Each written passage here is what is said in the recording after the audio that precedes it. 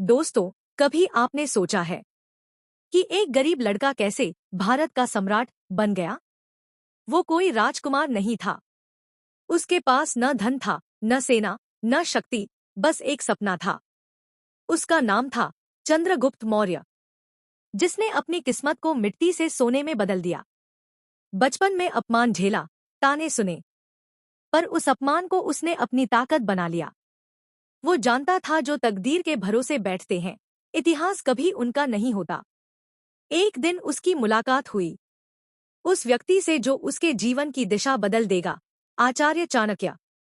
चाणक्य ने उसकी आंखों में देखा और कहा, इस बालक में सिर्फ खून नहीं, एक साम्राज्य की ज्वाला है। और वहीं से शुरू हुआ एक ऐसा सफर जिसने भारत के इतिहास को नया रूप दिया।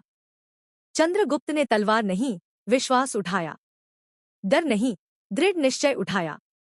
उसने सीखा, जब हालात तुम्हारे खिलाफ हों, तभी तुम्हें खुद को साबित करना होता है। न उसके पास सेना थी, न राज्य, पर उसके पास था एक लक्ष्य, विदेशियों को मिटाना और अखंड भारत बनाना। उसने अपने हर डर से लड़ा, हर हार को जीत में बदला। उसके अंदर वो ज्वाला थी जो नामुमकिन को मुमकिन बना दे।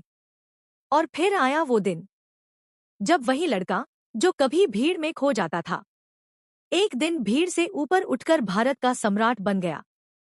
चंद्रगुप्त मौर्य, जिसने न केवल नंद वंश को हराया, बल्कि एक विशाल मौर्य साम्राज्य की नींव रखी। एक ऐसा साम्राज्य जो सिंधु से बंगाल तक फैला और जिसने दुनिया को दिखाया, अगर इरादे बुलंद हों तो मिट्टी से भी इतिहास लिखा जा सकता है। उसकी कहानी हमें सिखाती है कि महानता जन्म से नहीं, कर्म से मिलती है। इसलिए जब जिंदगी तुम्हें नीचे गिराए, तो याद रखना, हर गिरने वाला पत्थर चंद्रगुप्त नहीं बनता, लेकिन जो बनता है वो इतिहास बदल देता है।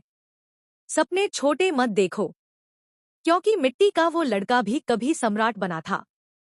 और जब लोग कहें तू नहीं कर सकता, तो मुस्कुरा कर कहना, मैं वही करूंगा जो चंद्रगुप्त ने किया था, असंभव को संभव। जिसके अंदर चाणक्य की सीख और चंद्रगुप्त की हिम्मत हो, उसे रोकने की ताकत किसी में नहीं।